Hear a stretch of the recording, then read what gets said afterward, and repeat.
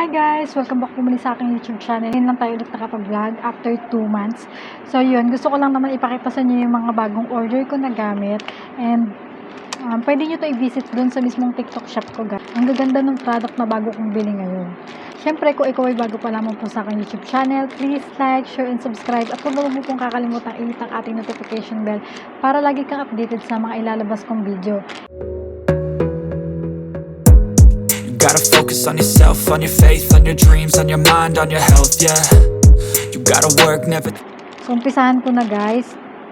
So, ito, yung nail clipper, pang putol ng mga nail extension, katulad mga soft gel, ganyan. Ang ganda nito guys, kasi yung unang nabili ko nito, plastic yung hawakan. Pagka ginaganon ko, feeling ko, wala siyang tibay na maasan. Kasi nga plastic siya, parang ang bilis lang niyang mapuputol. Feeling ko mapuputol yung ganto. Napabilib ako dito sa bagong nail clipper ko na nabili kasi stainless siya guys. Parang bakal yung hawakan niya or stainless. Pag ginaganon ko siya, hindi na ako mag-aalangan na magputol kasi parang matibay siya. Napabilib ako dito kasi mura lang ito guys, pero ang ganda ng quality. Born Pretty din to. Tapos ito, ayan, bumili ako ng rhinestone na ribbon. Yan, nagandahan ako dito kasi may mga nakikita ko guys na ang gaganda ng mga kuko nila tapos may ribbon. So natutuwa lang naman ako kaya bumili ako. Pero mura lang din to. Tapos malapit na kasing maubos yung mga dehydrator ko tsaka primer ko. Yung nabili ko sa Modilons kung di ako nagkakamali or Born Pretty yun. Basta ganun. Yun yung mga madalas na ginagamit. So bumili na ako ng isa pang pares. Nasa TikTok shop ko to guys ha. Pwede nyo i-visit yung Roxanne G. Herrera. Yun. Nung in-order ko to, akala ko primer lang siya. Tapos nung dumating siya sa akin, nagulat ako.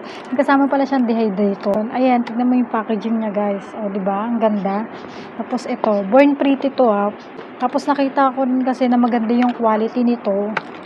May kasama siyang ganito. Okay, ilalagay mo lang siya. Ayan, brush niya. Ayan. Para sa dehydrator tsaka primer. Tapos, from Born Pretty din to. Kasi nga gusto ko na guys talaga yung mga product ng Born Pretty. Sa totoo lang. May mga nagugustuhan pa rin naman ako ibang product. Pero, parang mas napabilib kasi ako ni Born Pretty. Kaya yun, inuunti-unti ko na mapalitan talaga yung mga product ko ng Born Pretty.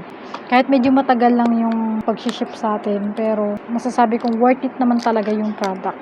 So, bumili din ako ng non-stick.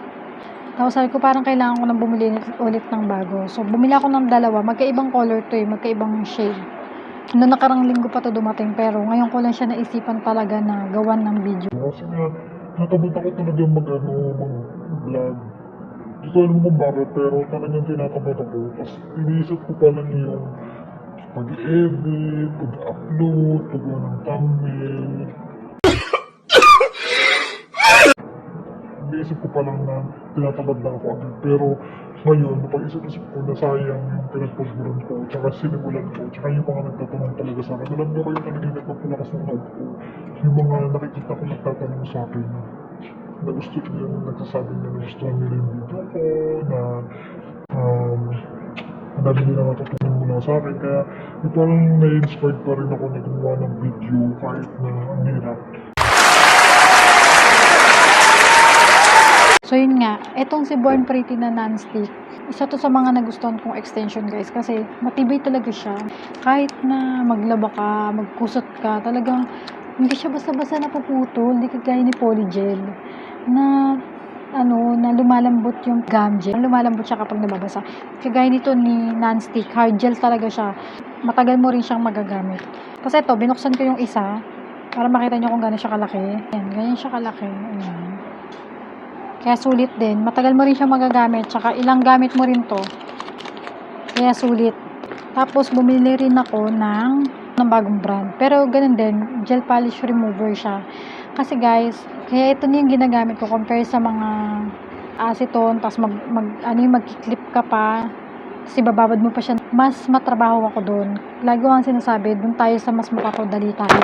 And dito ako mas napadali sa pagre-remove ng gel polish. Kasi ito i-apply mo lang. Tapos babad mo na siya ng mga 1 to 3 minutes Pero yung sa green kasi, yung green na binili ko nung una, kakaubos lang nun pero ang tagal ko rin nagamit yun. Mga 5 to 10 minutes ko siyang binababad. Ganon. Tapos ito, sabi dito, 1 to 3 minutes lang. Magtutukla pa na siya ng kusa. Kasi kapag yung acetone, katulad ng mga glitters, tas makapal yung gel polish, pag hindi siya nakukuha sa isa, sa isang babad, binababad ko pa ulit siya ng mga 2-3 beses. Sobrang tagal niyang ibabad, kaya talagang natatagalan ako pagka magre-remove ako. Kaya yun, napabili talaga ako ng ganito kasi mas napapabilis talaga yung trabaho ko.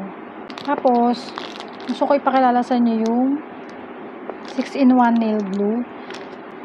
Ang ganda nito, promise, kasi pwede siyang base coat, pwede siyang top coat, pwede siyang glue, nail glue, pwede siyang pang extension. Ang dami niyang gamit, pero ginagamit ko lang to para pandikit at saka pang base coat. Hindi ko siya ginagamit pang top coat kasi hindi ko lang sure. Hindi ko siya ginagamit kasi feeling ko ang lagkit niya, kasi hindi siya non-wipes eh. Hindi kagaya kapag yung mga ginagamit ko talaga na top coat, 'di ba, non-wipes 'yun. So hindi mo na siya kailangang i-wipes. Kasi tuyo na siya talaga. Wala nang lagkit feeling na mararamdaman. Dito kasi feeling ko may ganun. Kaya hindi ko siya ginagamit. Tapos ang gusto ko pa dito kasi kapag ginagamit ko siyang glue, talagang ang tatag niya, sis. Hindi siya basta-basta may aangat, or nakita ko lang to sa mga vlogger dun sa TikTok, yung mga nagbablog dun. Nakita ko siya, then sabi ko try ko nga kasi yung huling ginamit ko, ang bilis mag-chip nung soft gel ko. Tsaka kahit sa akin, pag nabababod siya, di ba matrabaho kasi ako lagyan naghuhugas ng dede, naghuhugas ng mga pinggan, naglalaba, nagkukusot, nagpupunas ng sahig.